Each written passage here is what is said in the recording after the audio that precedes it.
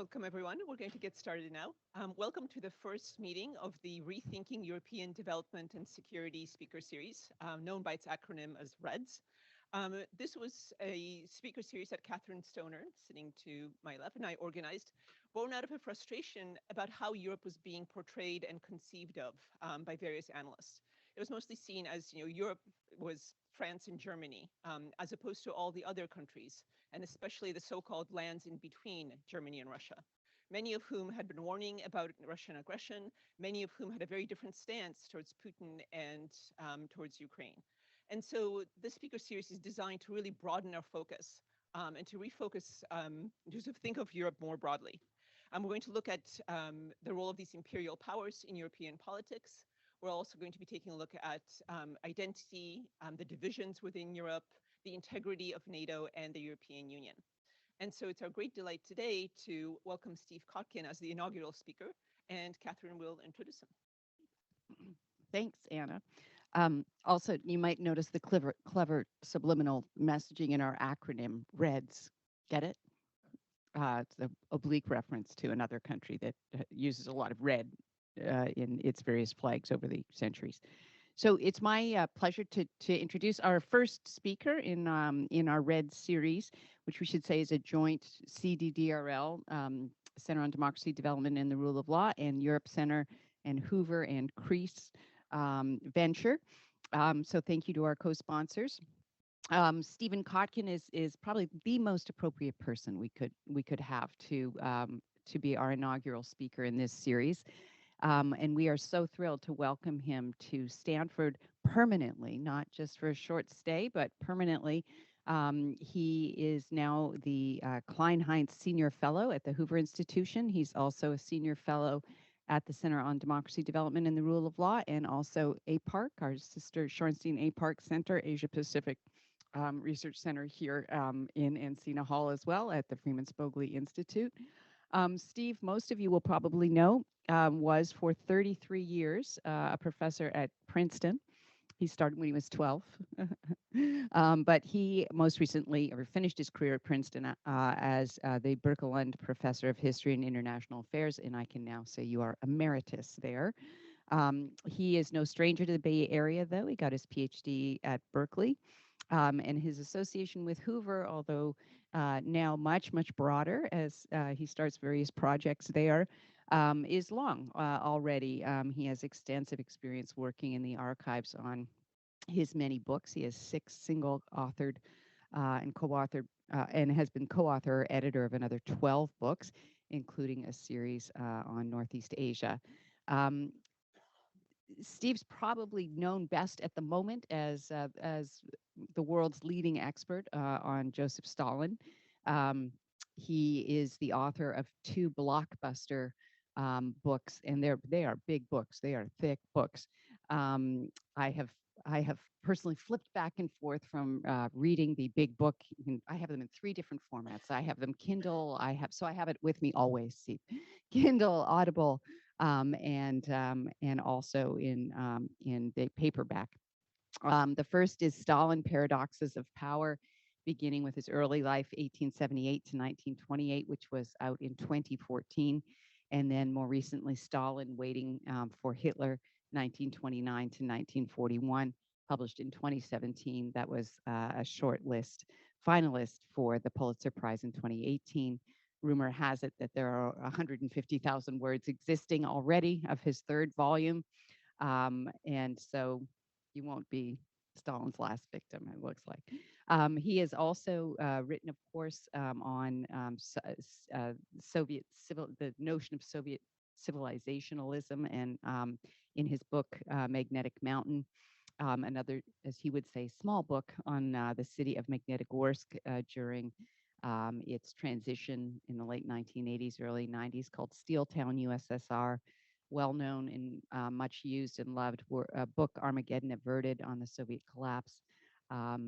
Steve is, having been on the review committee that hired him here, and without giving away too much of what was said, because it's all top secret, but the words iconoclastic, provocative, thoughtful, and supremely knowledgeable are all wonderful descriptions of Steve's work and scholarship. So with that, I could go on and on for the next 25 minutes, but I will also introduce Steve and thank him very much for hiring me initially at Princeton when I was just a graduate student. That was your fault. And so it has been wonderful to hire you here as a grown-up. Thank you. It's great to be here. Pinch me. First of all, let's remember that the Center for Democracy, Development, and the Rule of Law just swept the Nobel Peace Prize, which, that is to say, all the winners of the Nobel Peace Prize or affiliates had spent time here. So there's that. There's also the fact that men were in charge for the first 20 years and democracy took a few steps backward globally, but now the women are in charge. And so we're hoping things turn around globally on democracy, and I'm very optimistic given the leadership.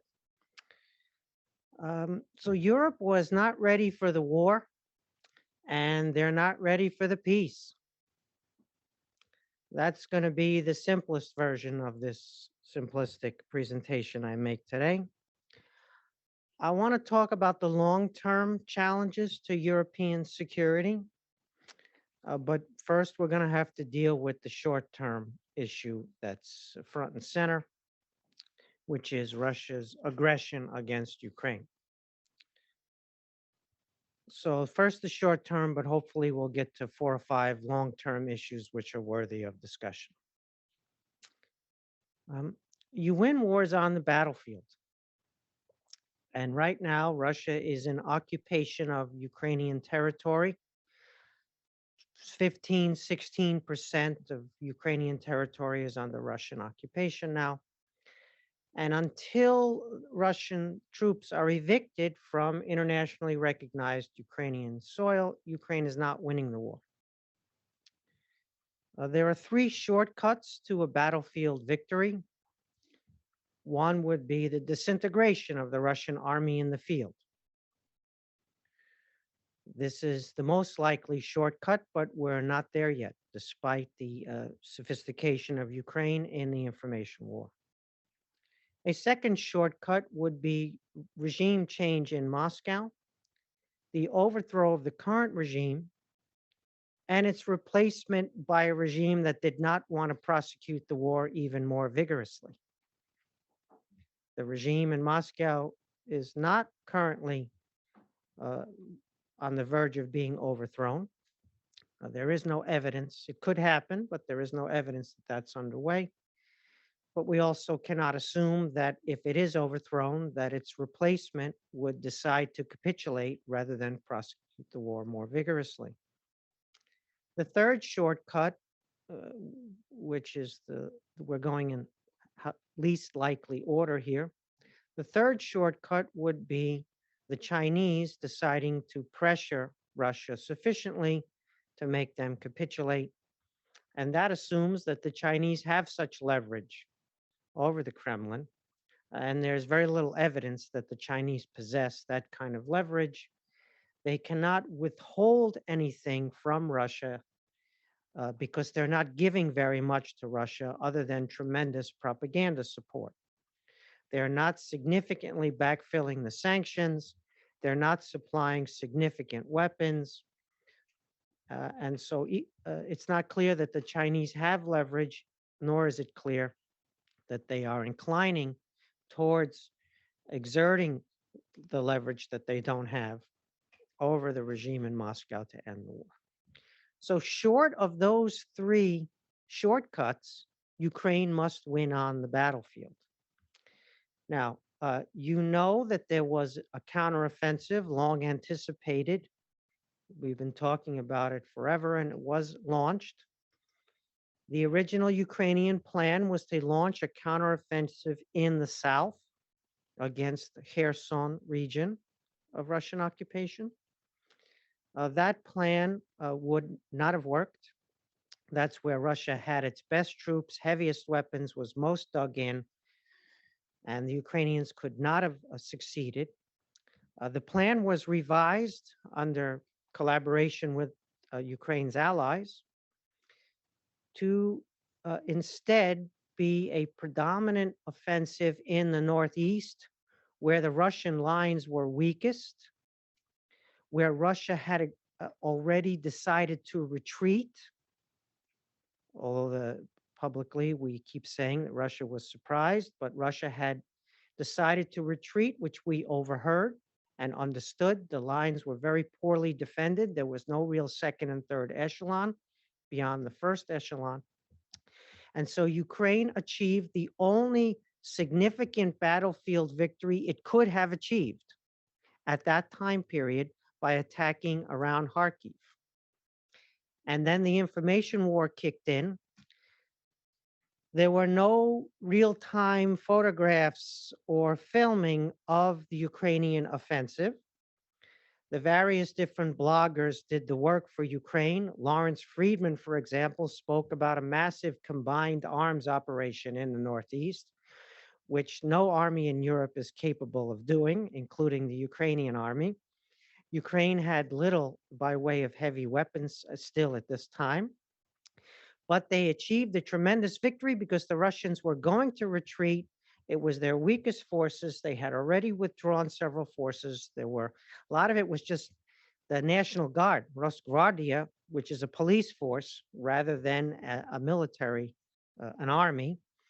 And so Ukraine took a tremendous amount of territory and then broadcast the photographs after the fact of Russians' equipment being deserted and Russian bodies being deserted. So it was a huge information war victory, very clever, brilliant, because Ukraine is just tremendous at information war, right? I've made this point that in peacetime, you don't necessarily want a TV production company running your country. But in wartime, it turns out a TV production company might be exactly what you want running your country. And we have an extremely effective actor as the president at the head of that TV production company. So this offensive boosted morale among the Ukrainians, hurt morale among the Russians, leading to a partial disintegration of Russian forces around Kharkiv that I said were going to retreat anyway. And moreover, even more importantly for Ukraine, it sent a message to the Europeans that Ukraine could fight and retake territory and potentially win this war. Just about the same day they launched the operation in Kharkiv, they submitted a request to Europe for an additional $17 billion. So it was a well-timed request in this partial offensive, partial information war operation around Kharkiv.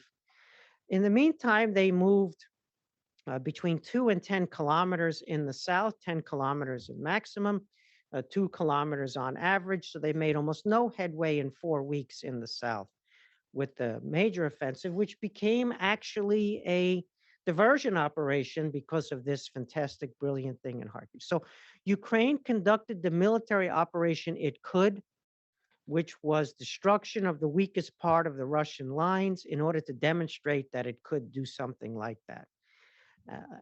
So give them credit, even though people like Lawrence Friedman and others are talking about a massive combined arms operation with artillery and airplanes and tanks and skilled infantry, which Ukraine did not really have in numbers at the time.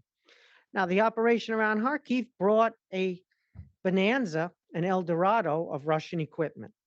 So Ukraine now has a lot of the heavy equipment they didn't have to be able to conduct the operation in the south. And so give them credit. Each time they are more tactically agile, both on the ground and in the information space than the Russians are. One final point on the operation that I think is important. This is, in many ways, the NATO battle plan. For those of you in the room, I see some of you who are familiar, who served in government over the years and were privy with access to classified material. The Soviet armed forces in Eastern Europe were enormous, too big for the Western forces to fight easily in a conventional battle. So this is a simplification, but the battle plan involved behind the lines destruction of Soviet logistics and command and control. So we would interrupt their ability to deploy their superior forces on the ground. So this is the dusted off battle plan, right? Russia dusted off the Rumsfeld battle plan from Iraq for Ukraine. Try to take a very large country with insufficient forces. They dusted it off, they photocopied it, or they scanned it, and they ran it in Ukraine, and it didn't work, the Russian side. But the Ukrainian one is a version of the NATO battle plan. And so now that they have the HIMARS and some other long-range weapons of great sophistication, they're able to hit Russian depots, weapons depots, fuel depots, food depots even, well behind the lines, and command and control, and upset Russia's ability to be organized on the battlefield. This is not the same as evicting the Russian forces from the territory. That's still the tall order that remains in front of the Ukrainian forces in the field. Unless the Russian army disintegrates, Putin is overthrown, and a capitulationist comes to power, or the Chinese suddenly discover leverage that doesn't exist over the Kremlin regime. So we are still, this is not a victory, despite all the great achievements of Ukraine on the battlefield.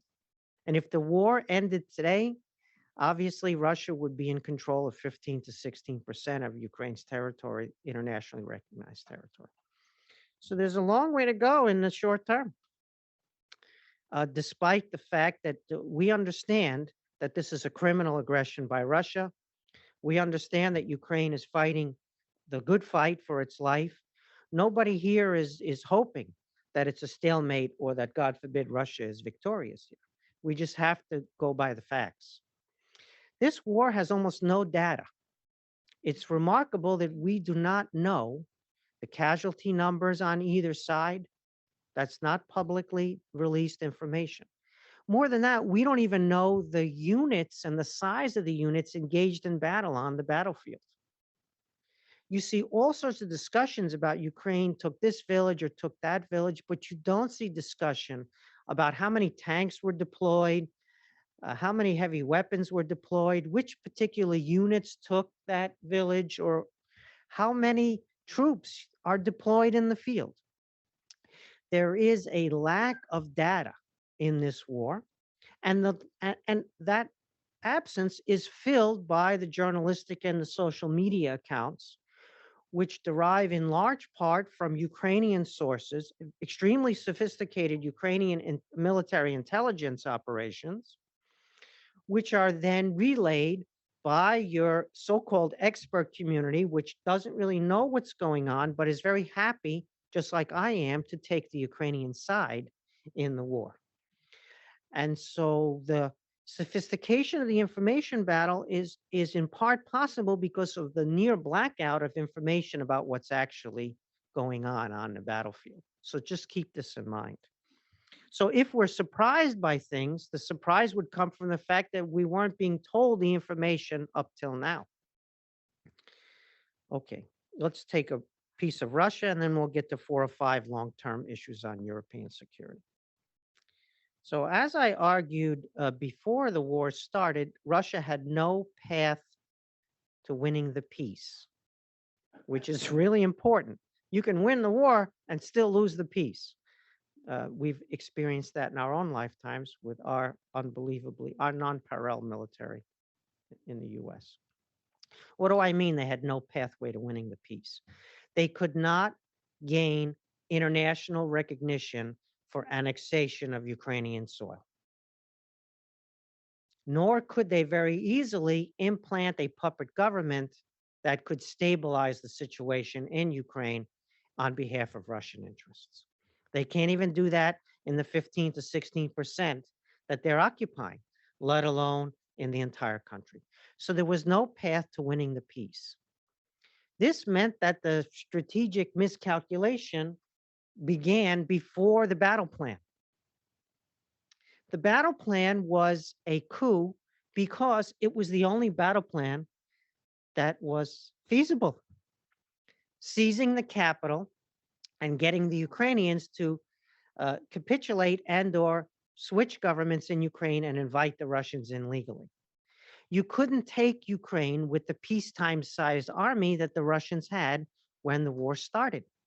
So they had to attempt a, quote, special military operation. It's not a euphemism. It was a coup, just like the Afghanistan battle plan in 79. It was the same battle plan, which was to say they were going to change the government, but they sent in a security force in Afghanistan in case there were some issues with the special operations forces that went in 79. And in the negotiations between Ustinov and Andropov, Ustinov got the number up to 80,000, the Minister of Defense of the Soviet Union then. But it was not an invasion force. It was a protection of the special operations. They killed the head of the Afghan president in the presidential palace. They installed their person, and it was a successful coup. And then they stayed, and you know what happened after that. My point being is that the Russians were self-handicapped from the beginning, and they tried to work with their own limitations here. Now there's no path to successful Russian escalation. People keep fearing Russian escalation. But what's to fear? They bomb a residential building, and the Germans decide that they're going to stop Nord Stream. The Russians bomb a school and a hospital, and the Germans decide they're going to supply heavy weapons. The Russians commit atrocities in areas all over Ukraine, and we discover that when they're forced out, as happened around Kiev. And more heavy weapons get sent. And then they shut off the gas, or they seem to have sabotaged the pipelines, and Europe decides it doesn't want any Russian energy anymore. Every time Russia escalates, they cause higher level of Ukrainian morale and more Western resolve and support from the West. So here's the equation of this war. Ukrainian valor and ingenuity plus Russian atrocities equals Western resolve. More Ukrainian valor and ingenuity, more Russian atrocities, more Western unity and resolve. A tactical nuclear weapon cannot in any way change the battlefield situation to bring Russia a battlefield victory.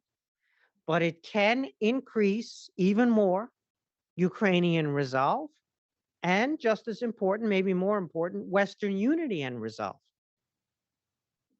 So the fear of Russian escalation should be based on the price that Ukraine is paying, the deaths of Ukrainian people and the destruction of Ukrainian infrastructure and property, not based upon the idea that this is going to break the coalition or that Russia has a path to successful escalation.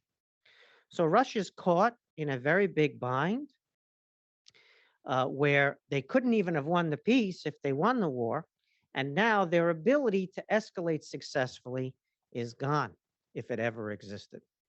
However, to repeat on the short term, and I'll close that here, there still is no Ukrainian victory until they evict Russian soldiers from Ukrainian soil, or the Russians leave themselves. They flee, or they're removed by a different government in Moscow. So it's grim. This could go on for some time. Russia has tremendous assets that they have yet to use. They have tremendous latent power that if they hold out, and they can hold out potentially for some time, they could mobilize the latent power that they have. It's a very big country, and it unfortunately remains a great power, despite the self-destruction of the Putin regime of Russia's great power attributes. And I'm worried. I'm worried that this might not end quickly, and that we've been a little bit unrealistic. Maybe I'm wrong, and it would be great to be wrong, and this thing ends quickly, and Ukraine sweeps them off the battlefield, or Russia capitulates. That would certainly be the best outcome in my view. But now to get to the longer term story. All of this is up for discussion. I realize some of these points might be controversial. People might disagree, whether the live studio audience or our friends online. So all of this is open for discussion. Okay, I'll do five longer term issues of European security. Let's start with NATO. So NATO's back and NATO's great again. Why? Because it's Europe and it's Russia. Those are the two things that NATO can do. There's an aggression in Europe on home soil, and it's Russia committing the aggression. So that's why NATO was revived. It wasn't automatic. It still had to be done, and it was done, and give NATO credit, the EU also in this regard. But the challenges of out of area, meaning not Europe, and not Russia, meaning China, those remain. And there's no answer for those long-term issues. If this is resolved successfully and Russia is defeated and Ukraine security is provided for in some form or another,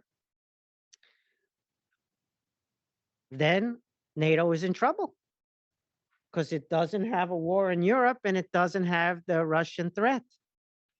It instead has the challenges of out of area operations and the challenges of it's a China issue, not a Russia issue, potentially more long term. So victory could deliver significant problems for NATO. I know that that sounds absurd, but that's the long-term outlook here. It's not a given. NATO can, as it has done, rediscover many important attributes and reinvent and figure out the out of area and figure out the China piece. We hope for that outcome, just like we hope for the victory on the Ukrainian side. Let's go to point number 2, the geopolitics. We'll start with Germany and get to Poland. So Germany is the capital of Eastern Europe, right? Think about this. If Germany had not been transformed after World War II the way it was, if Germany looked like Russia, if post-World War II West Germany didn't exist, but instead looked more like post-World War II Stalin's Soviet Union and then Putin's Russia, where would the land between Germany and Russia be right now? No Velvet Revolution, none of this stuff that we are so happy occurred. But German power was completely transformed. And that is the most important thing that happened in Europe since World War II, the transformation of German. It's a remarkable achievement, and it remains the most important variable going forward for any discussions of Europe and European security. With German power, does it stay a stable rule of law democracy with an open and dynamic market economy and tremendous social solidarity, or does it go bad? Right now, it's looking terrific. And by the way, you should have named this Greens rather than Reds if you're future oriented, because at some point, painfully as it is, the Greens will replace the Social Democrats in Germany as the main dominant party on the left, and I can't wait for that day to happen. Okay. Germany had no choice after World War II in one sense. The East was blocked off. Hitler destroyed 1,000 years of German colonization in the East. 1,000 years of German colonization in the East went up in smoke. Some of it was German Jews who migrated. A lot of it was German settlers, all the way to the Volga. It was a remarkable history which brought with it investment in universities, investment in businesses, infrastructure construction. Some of the infrastructure was built in World War II, obviously. Some of the migration was World War II occupation. We don't want to romanticize, but nonetheless, it was a big story of Germany in the East, which was destroyed. They were either killed or evicted from Eastern territories. And Germany had nowhere to turn except to their frenemies, the French. And they turned that way And we got a really big story. The EU, which arose in part from that French-German accommodation after the war because Germany had nowhere else to go. But Germany found, even with the Iron Curtain up, Germany found the East again in their Ostpolitik, which they cherished, an ability to get back to where they had been in some way, which is to say strengthening relations with what was then Eastern Europe behind the Iron Curtain, which had not just a political rapprochement, but an economic dimension. And the benefits were enormous on the German side because in their mind, they got peaceful unification under Gorbachev as the end game of Ostpolitik. So it would be hard to argue that it wasn't a brilliant strategy, Ostpolitik. However, they doubled and tripled down on the Ostpolitik, and they decided to make themselves more and more dependent on Russian energy in a kind of hysteria success of Ostpolitik. We got unification peacefully on Western terms inside NATO, inside the EU, and let's just go big and bet even more on this. And they bet bigger on the Ostpolitik, and that's the part that's now currently blown up in their face. But you may think there's a big change in Germany, and there may be a big change in Germany, but if you're looking at long-term trends here, Germany and the East is a deal that will remain a big structural factor going forward, including Germany and Russia. German-Russian stuff has always come at the expense of Poland. It didn't come at the expense of Ukraine because Ukraine was stuck inside the Soviet beast. But now it could potentially come at the expense of Poland and Ukraine. So you have a dynamic which the Germans are not bad people. This is not about Germans being bad people. They're good people, and their achievements, as I said, are remarkable. But there is a way in which German structural interests in the East are long and enduring and are not going to go away. They'll take a different form in the future. They won't be the same. They won't be identical, but it's something to come back.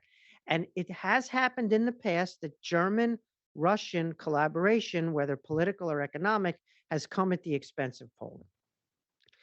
Now, looking the other way from the Polish side, Poland has a sort of rapprochement with Germany.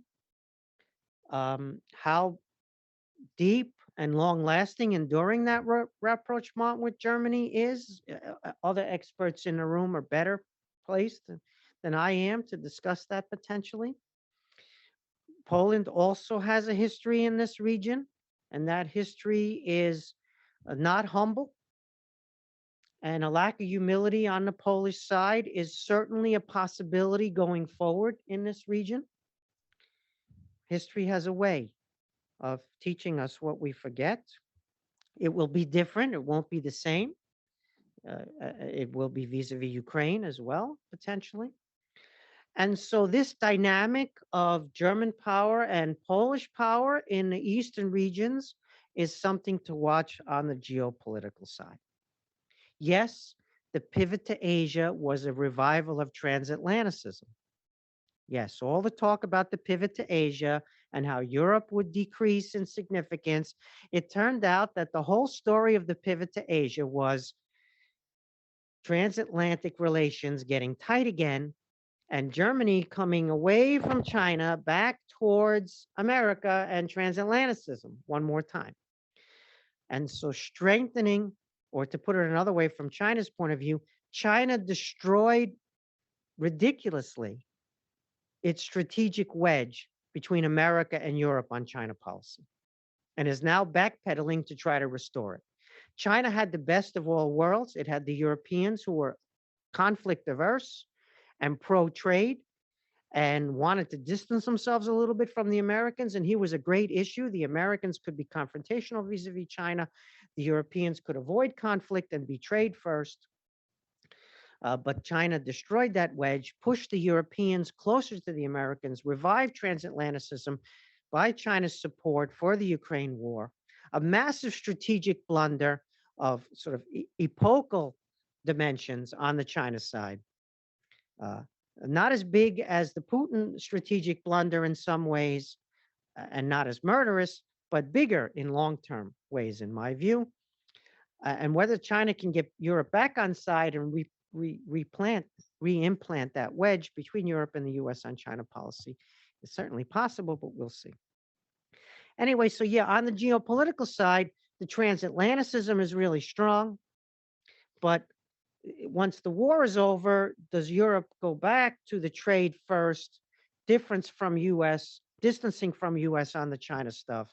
And how does that play out with potentially tensions in this region between German power and Russian power, where Polish power is back now and very, very important going forward and underway? So I'm leaving out the Turkish story here, which is a very big part of the story, but I see I'm running out of time. But we had the Ottoman food for the European event today, so maybe that's already covered. That bullet point is covered.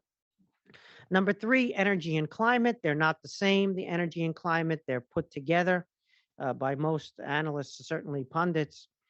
On the energy and climate stuff, massive changes are underway long term.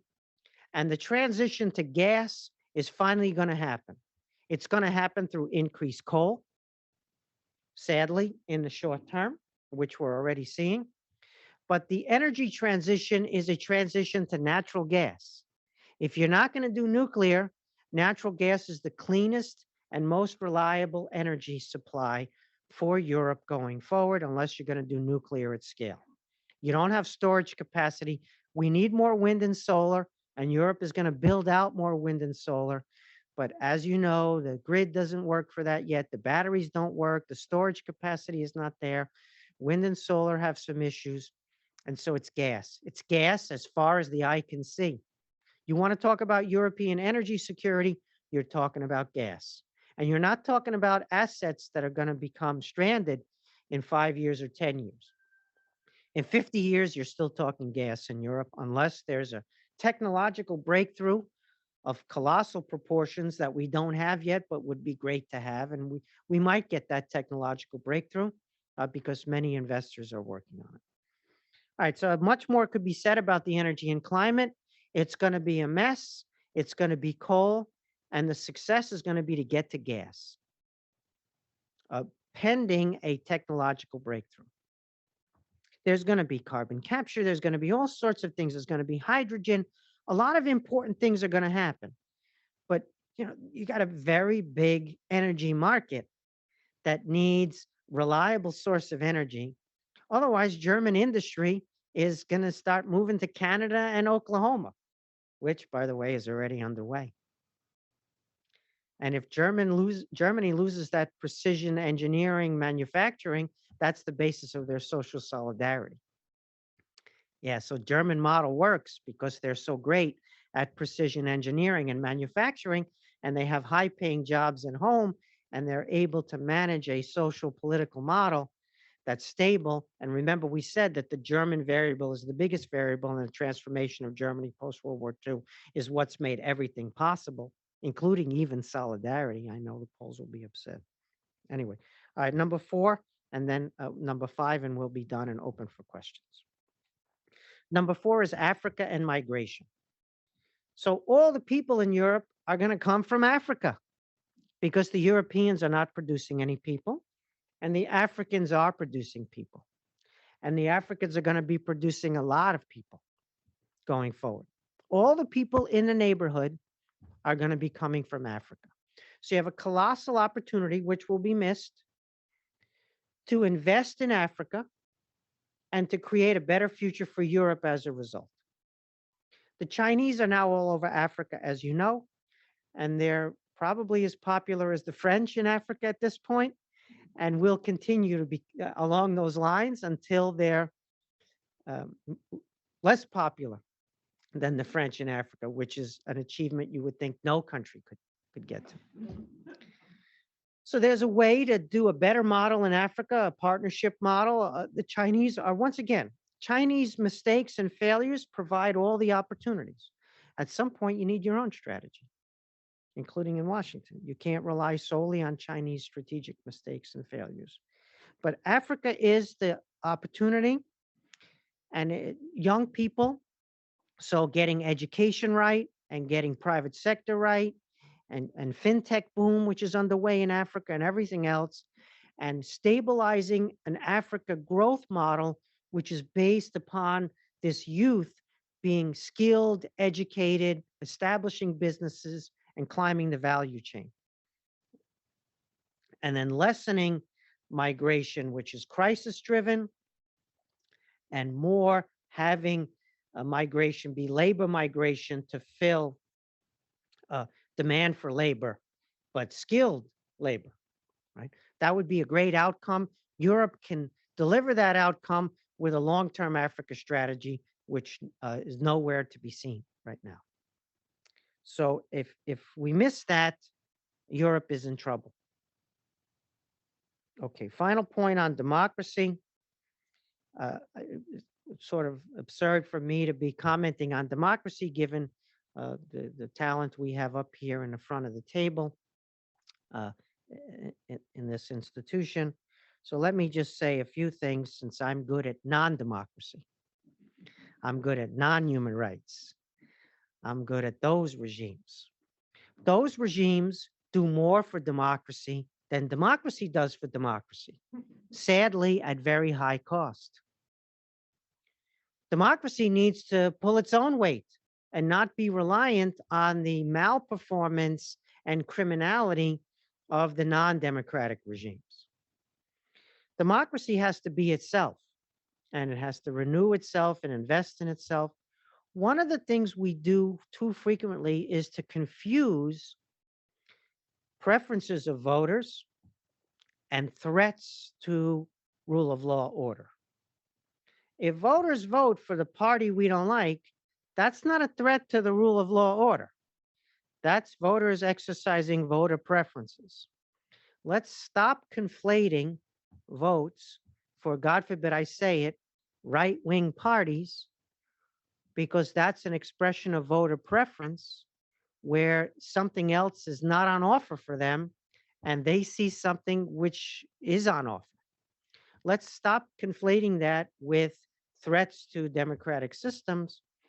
The people in this room are too smart to do that. I'm just speaking to the ether at this point about how that happens all too frequently. So we can't rely on non-democratic regimes to do our work forever, and we can't pay the price for that. And we also can't go bonkers every time electorates elect people within a rule of law democratic system who might have preferences that differ from our preferences. And so I'm quite bullish on the European electorate and on the European rule of law system and on European democracies. I know all the issues. I'm aware of certain weaknesses, but I know this is going to sound crazy, but I study history. And the historical pattern has been a lot worse previously and has not been linear, but has been really, really good in all the right directions. And so the idea that we're in a moment of major failure or going back a really long time to where it was ugly in the past, I don't see that. And once again, it's the German story in any case that's decisive here. And things are good there. Things are really, really good. And it's remarkable. And I'm really happy about that. And knock on wood, we get a good outcome in Ukraine. Thank you for your attention.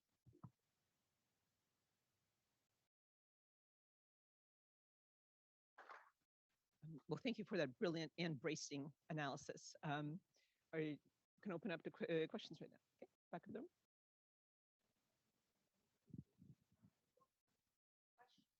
I just have a small piece of information that I received today that Russia and the US are in discussion in Abu Dhabi. Well, it depends. It might be discussion on something tactical like prisoner exchange. But if the discussion is on ending the war, that means like, you know, the Russians are caving in. I don't know, but that's a piece of information I received today. Thank you. The Russians have been begging for bilateral talks with the US, and the US has been reluctant to engage in them because we have felt that Ukraine alone decides what the parameters of the war should be. I thought that was looked really smart, but was flawed. I know that sounds foolish, but then again, look at all the other things I just said.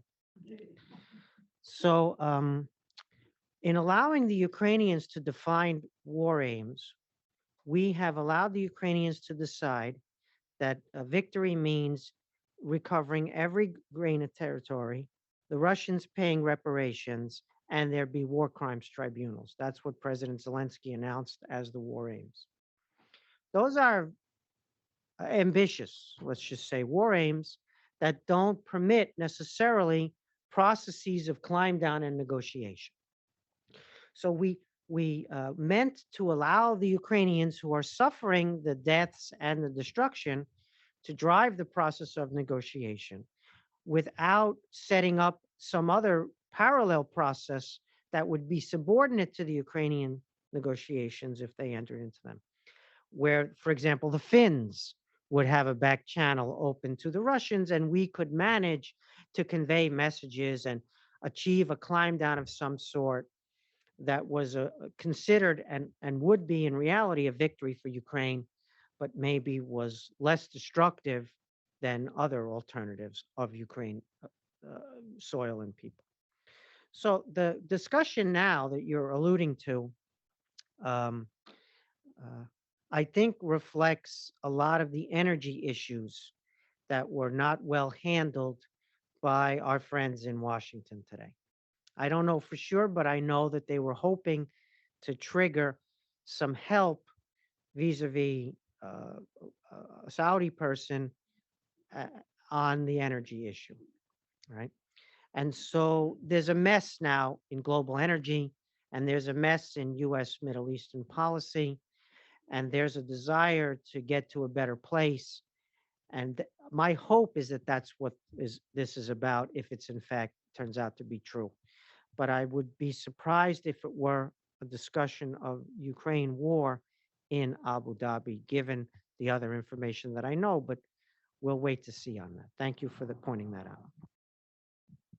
The question here from the several questions, in fact, from the online audience, which ask the inevitable, right? And that is, what's the likelihood of Putin using nukes, and the likelihood of his domestic standing falling enough for him to be actually threatened? Yes, I wish Rose were here. Maybe Rose is online, and but there's no way to pitch that question to her, Rose Gottemuller, who's much better positioned. She understands nukes in a way that few people in the United States do on the Russian side. Her expertise is just invaluable. So on the strategic nukes, um, by the way, Russia could use nukes at any time that prior to Ukraine. Right? That's one of my arguments for why the Cold War didn't actually go away. The nuclear standoff has still been there the whole time. On the strategic question, there is dual key at a minimum in Russia. Some analysts believe there's triple key, meaning that Putin has the codes, but the defense minister and potentially even the chief of the staff has codes. And so you would have to have them go along with this with their own key. And then you would have to have the people who fly the bombers and man the silos and captain the nuclear submarines to also launch, to implement the order. And then, of course, there are ways that are classified that the U.S. participates in the chain of command and the possible failures along the line that I'm not fully privy to. And so strategic nukes is a mountain to climb on the Russian side. Whether individuals all along the chain of command would actually go that route if the order were given. It's certainly possible. It's certainly something to be feared and watched closely. And it certainly could happen regardless of the outcome of what's happening in Ukraine. That's the world we've been living in for a very long time. On the tactical nuclear stuff, we're also watching that very closely. We had GCHQ, Fleming, who's a talented professional, make a public statement that there's no evidence Russia is undertaking preparations for the use of tactical nuclear weapons on the battlefield in Ukraine or elsewhere. And so that tells me, A, that It's not underway, and B, that we're watching it closely and we can see it. And once again, there's no strategic gain there. And I believe our administration has communicated the potential response to any such use and the magnitude of that response. Not everyone can be deterred, but nonetheless, deterrence is being practiced. So even though you cannot be blasé about this, there are reasons to suspect that that's not the foremost threat right now, given that conventional weapons are murdering Ukrainians as we sit in this room and speak, right? And those Iranian drones and everything else are certainly much more imminent issues than these other issues. On the overthrow in Moscow, it's important when people show courage, and a town council member in St. Petersburg signs a public petition calling for Putin's removal. That kind of courage is very impressive. And we have to say that that's different from previously when people weren't doing that. But President Putin is inside a 30,000 member cocoon known as the FSO, the bodyguard service. And those are the only people who have significant access to him. It's the biggest Praetorian Guard I've ever seen. And there is no evidence of defection or disaffection inside that highly trained, very well paid, very well fed, very loyal Praetorian Guard. It's not just bodyguards with weapons, it's the cooks, it's the drivers, it's the maids, it's the IT, his tech people, not that he uses much tech, but his tech people, they use typewriters in the Kremlin around Putin so as not to be eavesdropped. We penetrated them anyway, but so he's got this massive cocoon around him, the FSO, Federalная служба охраны, which is a breakoff of the old KGB bodyguard directorate, but has been built up by Putin into this Praetorian Guard. I'm sure our friends in Virginia and elsewhere watch this very, very closely. And I've seen in open sources, and I follow Russian stuff as closely probably as most people in this room and on the Zoom, if not even more closely. I have not seen significant evidence of defection there. The public opposition right now is about the war being fought badly, and Putin should fight the war better.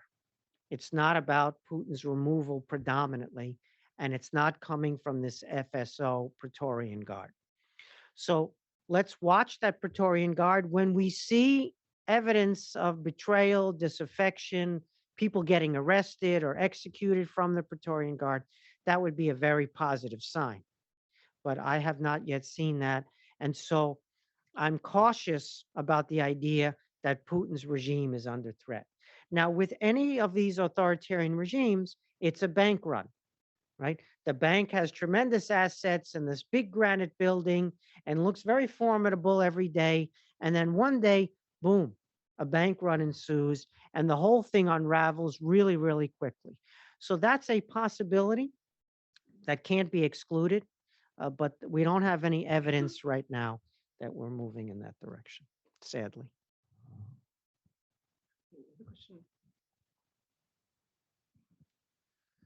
Thank you very much, Dr. Kotkin, for your presentation.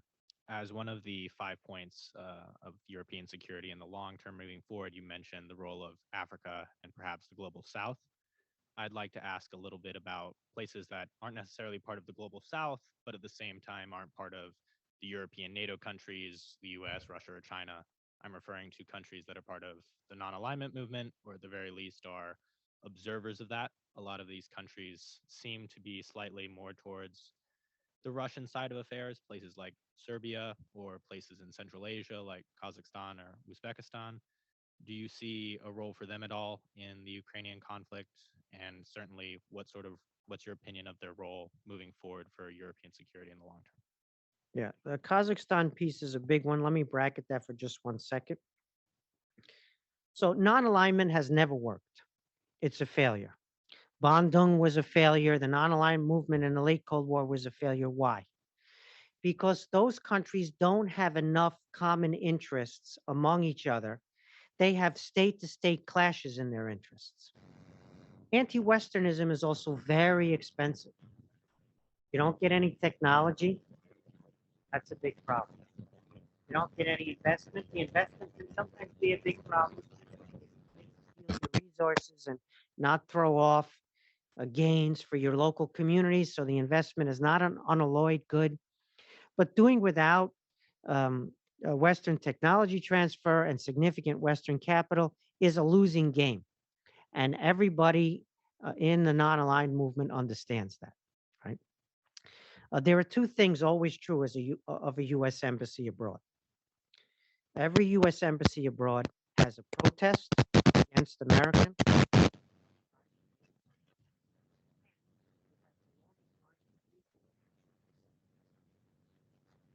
That's the way the world works. There's tremendous resentment. A lot of it fully justified Western power. There's tremendous desire to access Western power, wealth, technology, freedom, society. It's also really anti-Westernism is the most globally resonant ideology in the world today, probably, and alignment with the West is the most successful, beneficial development program. And elites that can't do that are the ones that can be bribed by authoritarian regimes to build dual-use ports under the guise of a civilian port and pocket the money and impose massive debt on their country and then require an IMF or whatever bailout. So that all will continue. The trick is Western countries, and the West is not a geographical term, it is an institutional term. It means rule of law and democracy and open and free societies and open and free economies, right? That's what the West is. So it encompasses a lot of Europe and North America. It encompasses part of South America. It encompasses that massively important first island chain in Asia. And many other countries would like to be in that category, and they should be given the opportunity to join. We sometimes forget that when countries criticize us, they're also aspiring to the benefits, the fruits of what we offer. And so Indonesia, which is another one of these hinge countries, needs to benefit more from the free and open Western order and needs to see more opportunity there. Mexico, the same thing. And then you could add in all the countries that you're interested in about that. We do much less well in understanding how countries that want to be part of the West but don't want to be Western, they want to retain their own culture, they want to retain their institutions, they want to retain who they are and where they've been, how they can participate in the benefits.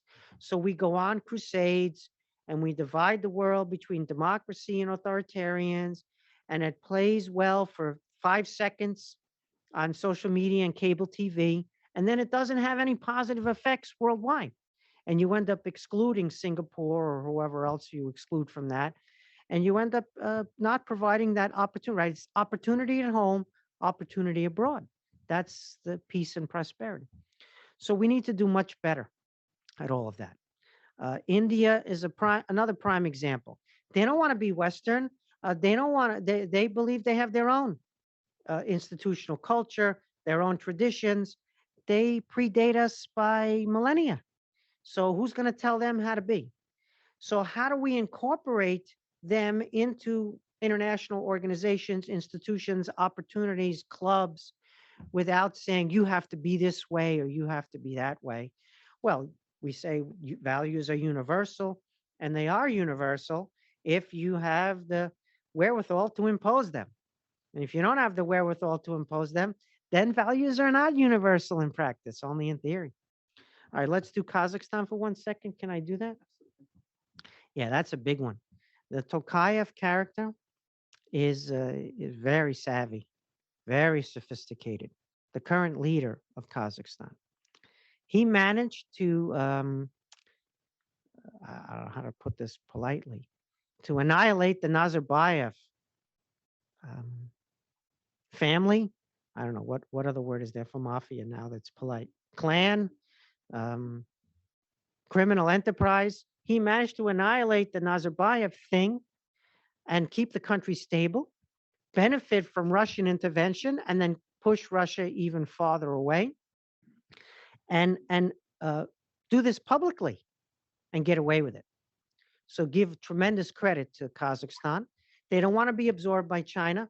If you've been in a Chinese think tank, as I have been, including in the interior, you've seen the map on the wall where Kazakhstan is Chinese territory. On that Chinese map, it's in Chinese, and it's everywhere the Qing soldier boot stepped is Chinese territory on the map. It's not just Taiwan and Hong Kong. It's Inner Asia all the way, Ob River Valley, Amur Basin, the whole shebang. So they got some issues there that they have to be careful of, because the U.S. is not going to become their major strategic partner. So they need a regional story that provides security, which is not a NATO membership or NATO partnership, which is not absorption like Turkmenistan, which is now a wholly owned subsidiary of China, which is not absorption into China, and which is not a threat from Russia or dependency on Russia. And so Kazakhstan is walking a fine line very, very well, brilliantly, I would say.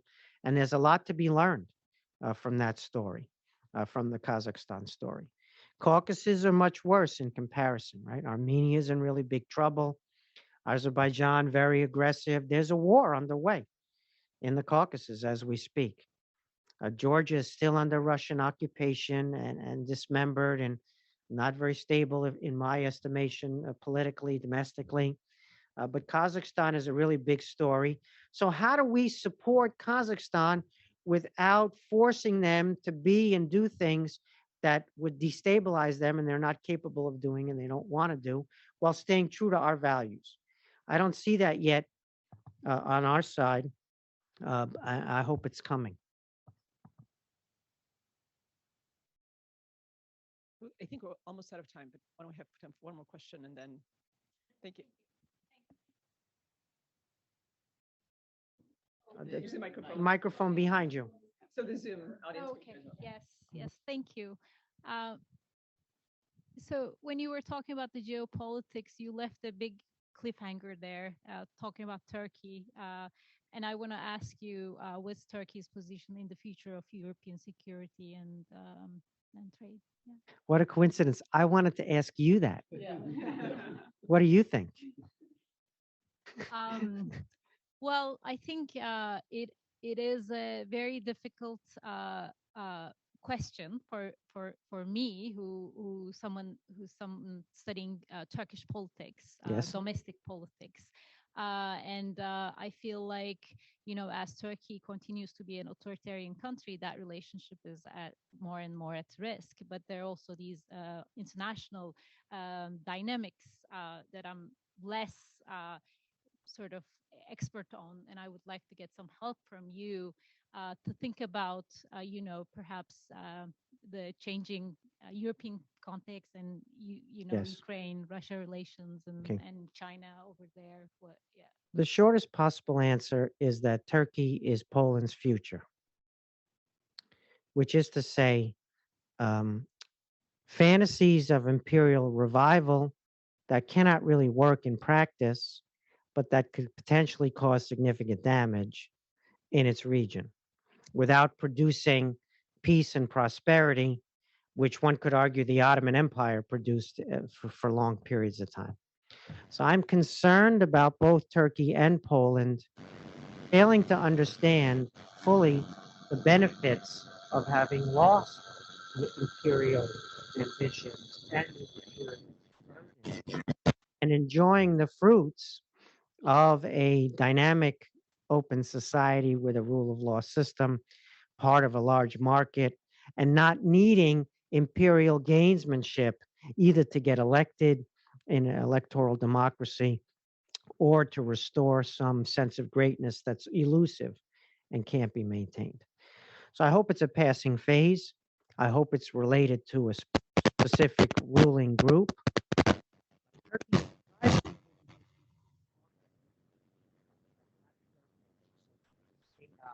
Secularized, and all of a sudden you see Islamism, mild version, not the Iranian one, back. The village moved to the city. The city didn't conquer the village conquered the city in a lot of cases. So there was in the electoral politics mode, there was a way in which the village became more important even as the country urbanized and the religion came back. Religion is that variable that we often in the academy have trouble understanding, especially in political terms. I don't want to cast any aspersions, and we have big experts, and we have experts on countries that are religious sitting at the table here. But sometimes when we lose sight of that, we lose sight of the dynamics. But I'm not sure this is a permanent dynamic in Turkey. I hope it's not. I hope Turkey understands the chimera of pursuing this type of adventurism. I understand they have interests in the Caucasus. I understand they want to keep their cards options open. The Russia stuff is not going away. I get all that. I study geopolitics. I'm good with that. But what's the strategy that produces stability, prosperity, and peace for Turkey and its region? That I'm not sure comes from the gamesmanship. But much more could be said. That's a superficial answer. Could we have Tom correct me on the issues that I got wrong? Tom Finger. No, I'm not going to correct you. And as always, it was brilliant and thought-provoking.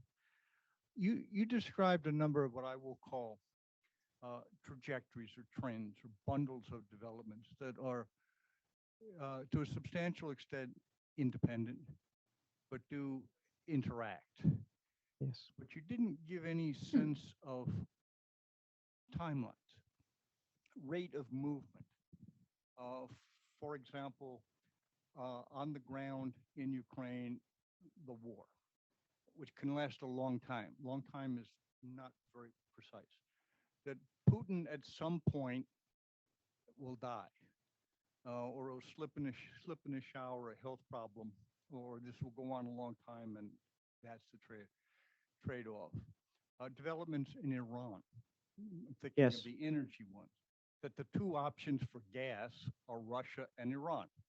Iran is ruled out now because of the regime, which may be changing at some point. That Western resolve, often pegged to how cold is the winter,